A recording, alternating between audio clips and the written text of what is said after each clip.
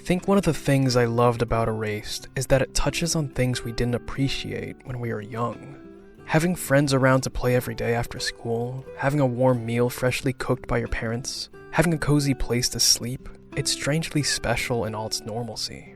Minor things like celebrating a birthday together with loved ones and exploring different parts of your neighborhood become something almost sacred in their value as you get older. They become an important memory and are locked in a frame to remember simpler times. But as a child, it's just another day. Days become weeks, weeks become months, and then years, and before you know it, you're an adult. And I'm sure all of us have been told by an adult while we're a teenager to enjoy this time while we still have it. And Satoru was someone that went through this process.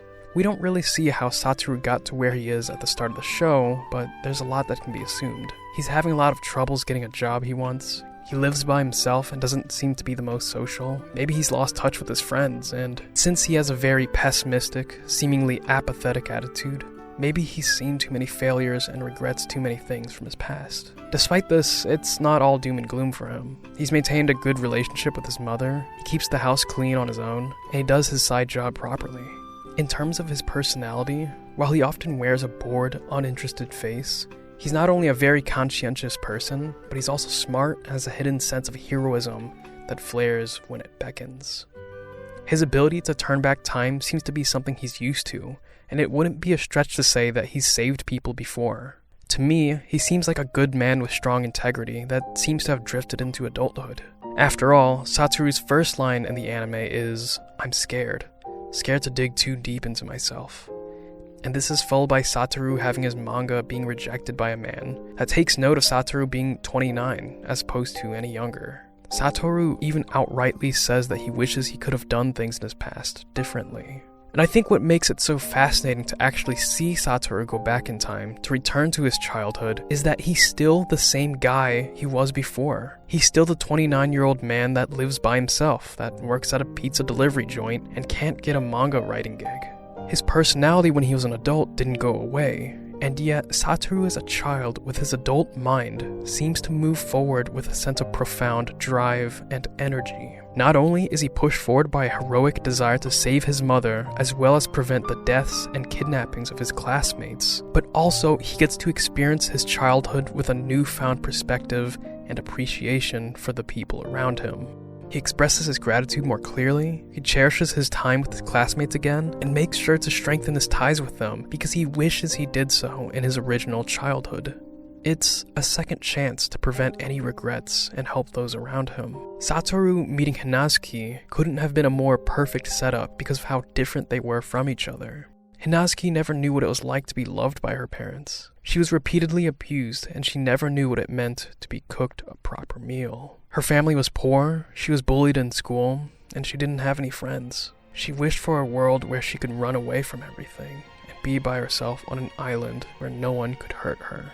While Satoru had a childhood of regrets, Hinazuki didn't even get a childhood.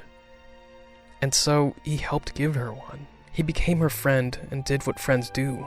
They went out on hikes to take in the night sky. They celebrated their birthdays and exchanged gifts with other friends. And they had sleepovers and ate good food together. Satoru helped share the love and warmth he was given with Hinazuki. And this stems from Satoru's adult understanding and great appreciation for the things he had when he was raised. He knew what it meant to have regrets and how important it was to have cherished memories. While a big part of Erased is a mystery thriller with murders and kidnappings, to me, the most interesting bits was seeing how Satoru acted and spoke more boldly than he normally would.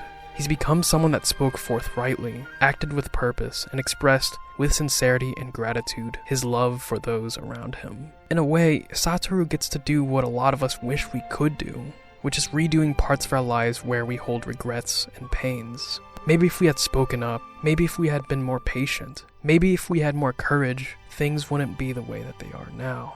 And that's a very natural rationale to have. It's easy to wallow in depression for what could have been. But it's up to us to decide in the present what we'll do about those regrets and whether we let them weigh us down. In a way, it's quite empowering. Those regrets, those pains that keep us up at night, they give us more reason to be courageous with our deeds, kinder to our loved ones, and more open to those that could use a helping hand.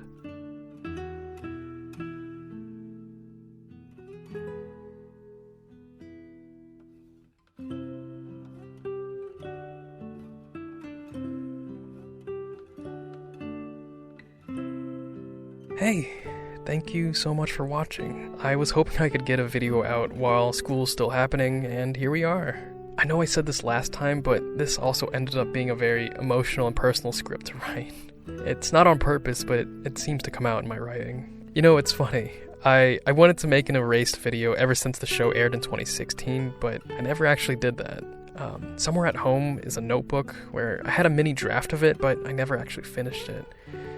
But here we are, and I actually wrote it, and I don't have any regrets. Big shout out to all 42 of my subscribers. That's a crazy number. That's like 2 classrooms of people. To which I say, welcome aboard to whatever this is. Enjoy your stay. Yeah. I think that's all I've got to say for this video. Like, comment, subscribe, and all that. And have a good one, guys. Take it easy. Don't stress yourself out so much.